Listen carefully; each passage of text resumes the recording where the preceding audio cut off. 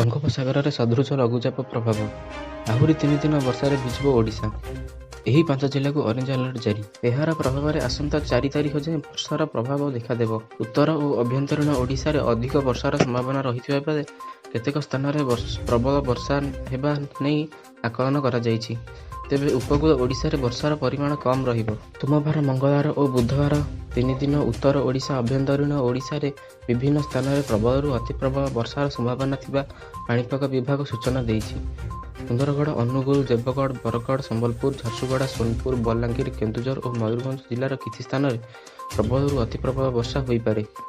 ସେହିପରି ନୂଆପଡ଼ା, କେନ୍ଦ୍ରାପଡ଼ା, ନବରଙ୍ଗପୁର, କଳାହାଣ୍ଡି, କନ୍ଧମାଳ, ବୌଦ୍ଧ, ନୟାଗଡ଼, ଜଗତସିଂହପୁର, କଟକ, ଯାଜପୁର, ଢେଙ୍କାନାଳ, ବାଲେଶ୍ୱର ଓ ଭଦ୍ରକ ଜିଲ୍ଲାର କିଛି ସ୍ଥାନରେ ପ୍ରବଳ ବର୍ଷାର ସମ୍ଭାବନା ରହିଛି। 2 ଓ 3 ତାରିଖରେ ମଧ୍ୟ ଆଭ୍ୟନ୍ତରୀଣ ଓଡ଼ିଶାରେ ପ୍ରବଳ ବର୍ଷା ହେବ ବୋଲି ବିଭାଗ ଆକଳନ କରିଛି। ଉପକୂଳ ଓଡ଼ିଶାରେ ଘଡ଼ଘଡ଼ି ସହ ସ୍ୱଳ୍ପ ବର୍ଷା ହେବାର ସମ୍ଭାବନା ରହିଛି। ଆଜି 5 ଜିଲ୍ଲାରେ ପ୍ରବଳରୁ ଅତି ପ୍ରବଳ ବର୍ଷା ନେଇ ଅରେଞ୍ଜ ଆଲର୍ଟ ଜାରି କରାଯାଇଛି।